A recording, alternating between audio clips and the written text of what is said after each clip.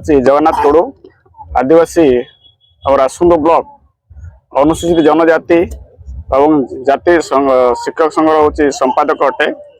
ए बंधु मिलन उद्देश्य हूँ आम समस्त भितर गोटे भाईचारा को बांधे गोटे सूताक्षर बांधि रखू और परस्पर भितर सुविधा असुविधा चाकरी क्षेत्र जहाँ भी होची असुविधा अच्छी समस्ते मिलमिशी सहभागिता हिसाब से आम आलोचना करके अफसर माध्यम आम कार्यटी को हासिल करने चेष्टा करूँ। मु श्रीमती बासंती टुडू। आज जो बंधु मिलन केते खुशी अछन कोन कहिवे?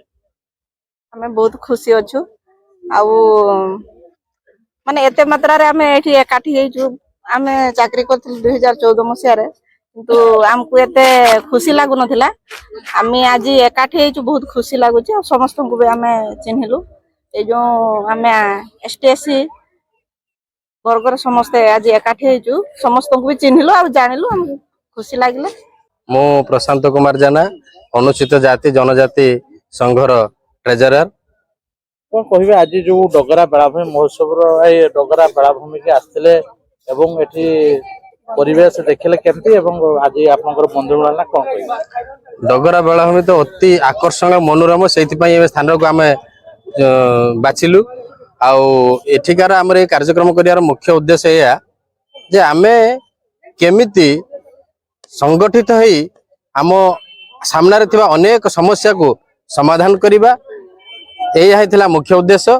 सेति पई आमे स्वल्प समय भितरे आम भाई मानक को एकजुट करी ए कार्यक्रम को करिछु। प्रफुल्ल कुमार पात्र समाजसेवी अंबेडकर कल्याण समिति सभापति। आज जो बंधु मिलन हला अनुसूचित जाति और जनजाति भाई मानक बंधु मिलन हला कोन कहिवे ता? देखंतु आज मयूरभंज जिलार रासगोविंदपुर ब्लॉकर जो शिक्षक शिक्षयित्री माने अछंती सेमानकर भितरे जो अनुसूचित जाति जनजाति कर्मचारी माने रहिचंती शिक्षक बंधु माने रहिचंती सेमानक तरफरु गोटे नववर्षर बंधु मिलन कर जायछि। यह गोटे सकारात्मक वार्ता दउछि जे अनुसूचित जाति जनजातिर जो लोक माने मेन स्ट्रीम की आसी पारि नाहंती एवं सेमानको आनिया पई सेमानकर गोटे प्रचेष्टा जारी रहउछि।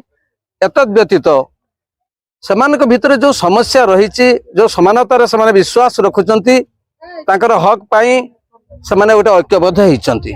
मुझे वार्ता देवाक चाहिए आपण मान जरिया अनुसूचित जातिर जड़े लोक से डॉक्टर भीमराव बाबा साहेब आंबेडकर कलम धरी नेले भारत वर्षर संविधान लिखिदेले। अनुसूचित जनजातिर जड़े स्वाधीनता संग्रामी भगवान बिरसा मुंडा धनुतीर धरिले सारा ब्रिटिश बाहिनी हलचल हो गला।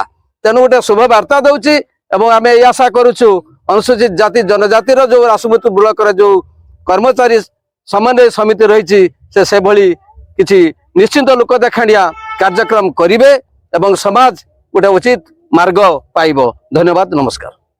मु होची Shriyukta Shantanu Kumar Behera SC/ST welfare committee Rasgovindpur block president. बंधु मिलन हला कोन कहिवे ता?